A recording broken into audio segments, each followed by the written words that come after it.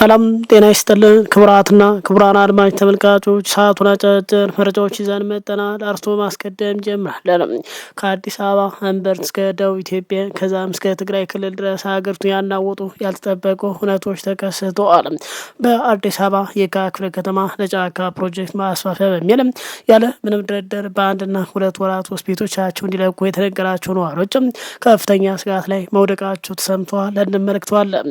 በሌላ በኩል ደግሞ በማህበራዊ ሚዲያ ላይ በከፍተኛ ፍጥነት እየተሰራጨ ባለው ተንቀሳቃሽ ምስልና የከተማ ፖሊስ የፌዴራል ፖሊስ አባላትን አንጠልጥለው መኪና ላይ ሲጭኑና ሲያስሩ የታየበት ክስተት በህዝቡ ዘንድ ድንጋጤና ጥያቄን አስነስቷል። የህግ የበላይነትን ያስከብሩ የሚገቡ የጸጥታ ኃይሎች እርስ በርስ ሲታገሉና የከተማ ፖሊስ የፌዴራል ባልደረቦቻቸውን ክብራቸውን ባወረደ መልኩ መኪና ላይ ሲጭኑ የሚያሳዩ አስደንጋጭ ቪዲዮ በስተጀርባ ያለው እውነታ ምንድን ነው? በስፋት እናጋረዋለን። ይህ በእንዲህ እንዳለ ሰኔ 15ን አስመልክቶ ከህወሓትና ከሚኒስትሩ የተሰጡ እርስ በርስ የሚጋጩ መግለጫዎች የፖለቲካ ምህዳሩን አግለውታል። የነዋሪዎች ዕጣ ፈንታ፣ የፖሊሶች ፍጥጫ ሚስጥርና ሙሉ መግለጫዎችን አሁን በቀጥታ ይዘላችሁ ቀርበናል።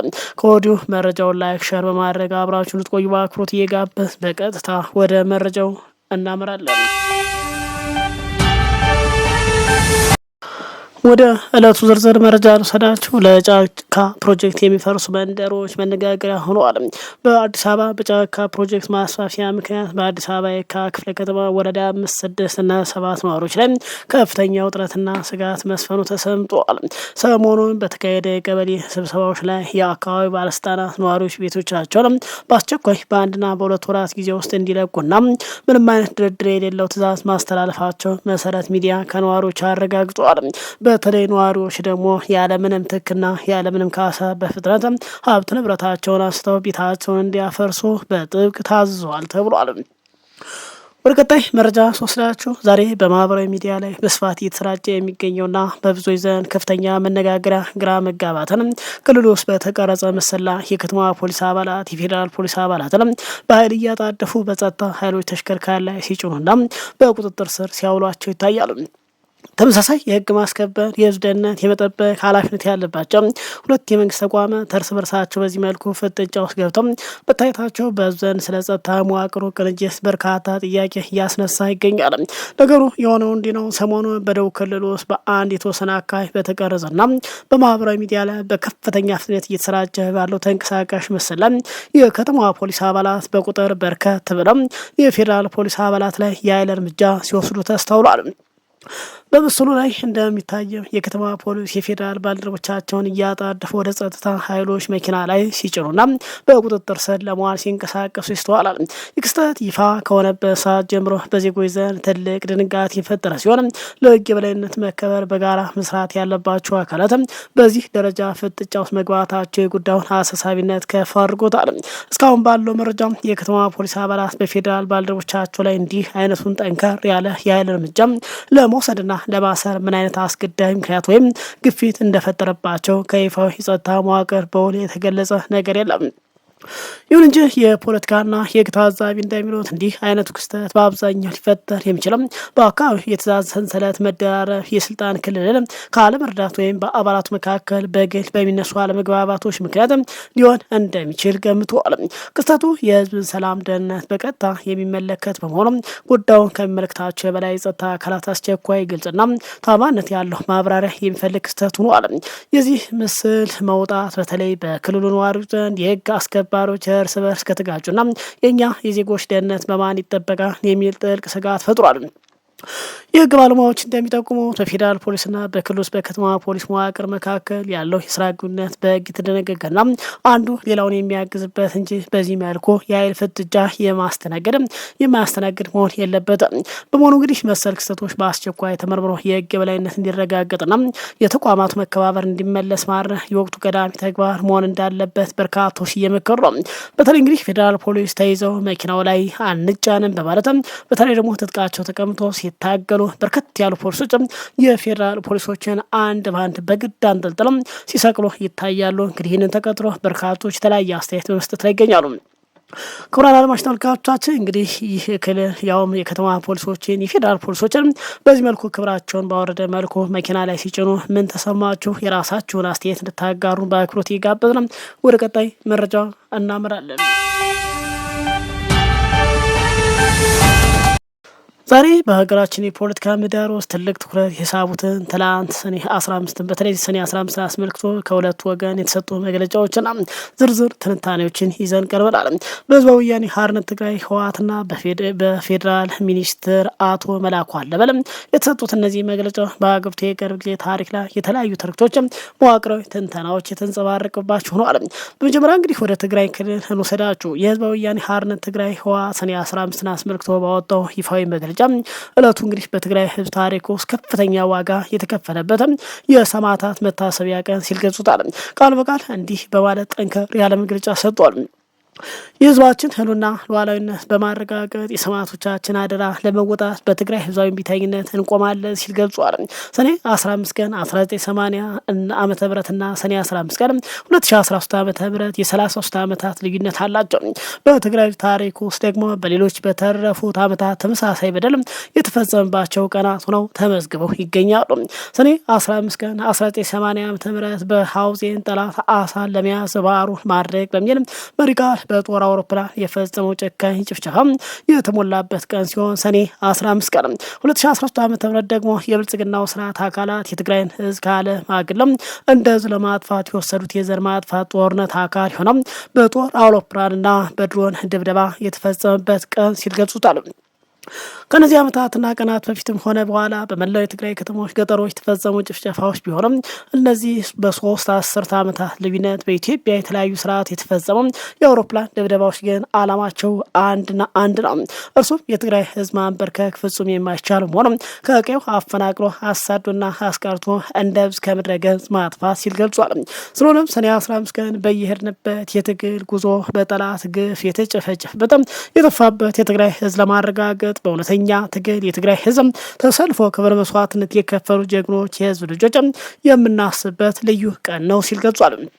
ሰማዕትነትን በየዕለቱና በየሰከንዱም የትግላችን የድላችን ምስክር ቢሆንም ሰኔ 15 ቀን ደግሞ ሰማዕቶቻችን የወደቁለትን ዓላማ ግቡን ለማድረስ ያለንበትን ወቅታዊ መርህ በሰማዕታት አደራ መንፈስ በድል ለመደምደም ቃላችን የምናደስበት ልዩ ቀን ነው በማለት ገልጿል። የዘንድሮ የሰማዕታት መታሰቢያ ቀን የብልጽግና ስርዓት ላለፉት ዓመታት አልሞ በሁሉም መንገድ በህዝባችን ላይ ያወጀውን የዘር ማጥፋት በከፊልም ቢሆን የቀጠለውን ጦርነት ለመደምደም በሚዘጋጅበት ወቅት ሉዓላዊነታችን በተደፈረበት በወራሪ ስር የሚገኘው ህዝባችን እየተጨፈጨፈ ባለበት ከቀዬው የተፈናቀሉ ህዝባችን በበሽታ በራብ እያለቀ ባለበትና ትግራይ በእገታና በባርነት እንድትማቀቅ በተበየነበት ሁኔታ ውስጥ ሆነን ነው የምናከብረው።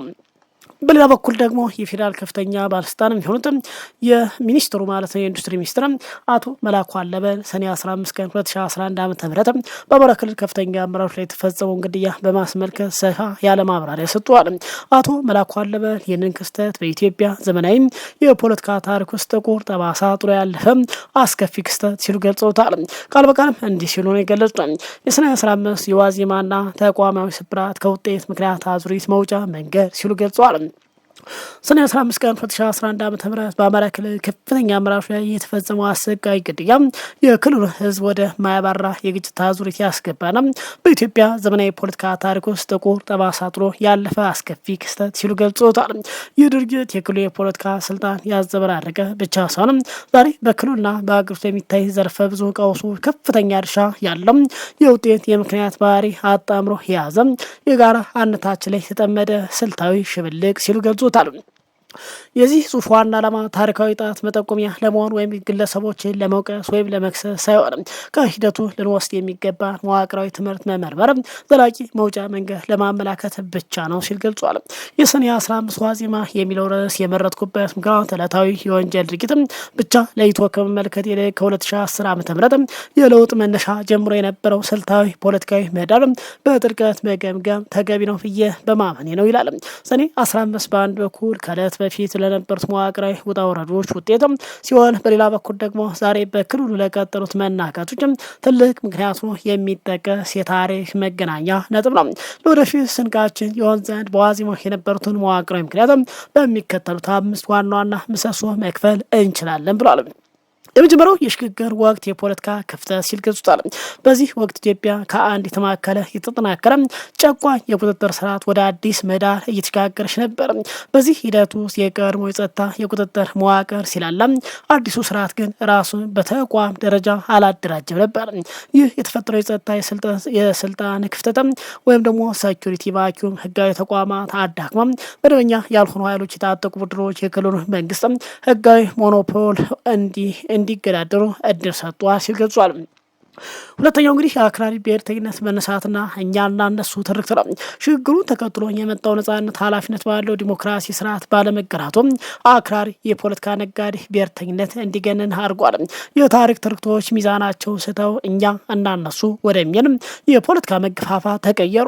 ይህ ጽንፈኝነት የኢትዮጵያና የጋራ አብሮነት ድምጾች ያዳከመ ሲሆን ችግሩ በአንድ ክልል ብቻ ሳይሆን በሀገሪቱ የተለያዩ አካባቢዎች በተመሳሳይ መልክ የተስተዋለ መዋቅር ተግዳሮት ነበር ሲል ገልጻል።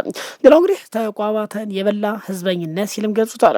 ፖለቲካዊ ከህጋዊና ተቋማት አሰራር ይልቅ በስሜት በፈጣን የህዝብ ድጋፍ ማግኛ ስልቶች ሲመራ ተቋማዊ አሰራር እንደ ማነቆ መታየትም ጀመሩ ሲል ገልጻል።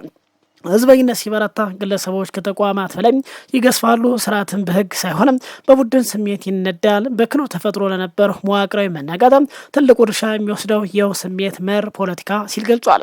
ሌላው እንግዲህ የጸጥታ ተቋማት ስብራትና የሰንሰለት መላላት በወቅቱ የነበረው የጸጥታ መዋቅር የሰንሰለት የተዳከመና ውስጣዊ የታማኝነት ጥያቄ የተደቀነበት ነበር ሲል ገልጿል። ከሁሉም በላይ የመረጃ አሰባሰብ የስትራቴጂ ትንተናና ቅድመ መከላከል አቅም እጅግ ዝቅተኛ መሆኑ አልፎ ተርፎ ውሳኔ ሰጪው አካል ጋር በወቅቱ የሚደርስ ባለመሆኑም ለጥፋት በር ከፋች ሆኗል። አምስተኛ መደበኛ ያልሆነ ፖለቲካና የአመራር ቁመና ብሏል። የሰኔ 15 ክስተት የመንግስት የድርጅት መደበኛ አሰራር ከአዳራሽ በስተጀርባ ባሉ ተጠያቂነት ወክልና በሌላቸው አካላት የሚዘወርበት ምህዳር የፈጠረ ውጤት ነው። ይህን መደበኛ ያልሆነ ተጽዕኖ ለመቋቋም የአመራር ቁመና በጽናት ላይ የተመሰረተ ሳይሆን በርካሽ ህዝበኝነት የተደፈቀ በመሆኑም ፖለቲካውን መሪነት ወደ ማጣት አርሶታል ብሏል። ስለዚህ የሰኔ 15 አሳዛኝ ግድያ እንደ አንድ የብቸኛ ወንጀል ድርጊት ብቻ መመልከት ስህተት ሲል ገልጹታል። ክስተቱ የተዳከሙ ተቋማት የፖለቲካ ሽግግር መናገጥም የህዝበኝነት መስፋፋትና የጸጥታ ክፍተቶች በአንድነት ተደራርበው የፈጠሩት መዋቅራዊ ችግር ሲል ገልጹታል። በሰኔ 15ና እሱን ተከትሎ በተፈጠረ ግጭቶች ሁሉም የተሰዉት ወንድሞቻችን እህቶቻችን ነፍሳቸውን ይማር በማለትም በወቅቱ ጥቃት በተፈጸመበት የነበረ በምን መልኩ እንደተረፈም በግልጽ ከማይታወቀው የወቅቱ ባለስልጣናት መካከል የአሁኑ ሚኒስትር መላኩ አለበል እንግዲህ ይህን ሀሳብ ሰንዝሯል። ክቡራን አድማጭ ተመልካቾች ሰዓቱ መረጃ ይህን ይመስላል። ከሰዓታት በኋላ በሌላ በድጋሚ በአዳዲስ መረጃዎች እንገናኛለን። እስከዛው ሰላም ቆዩ።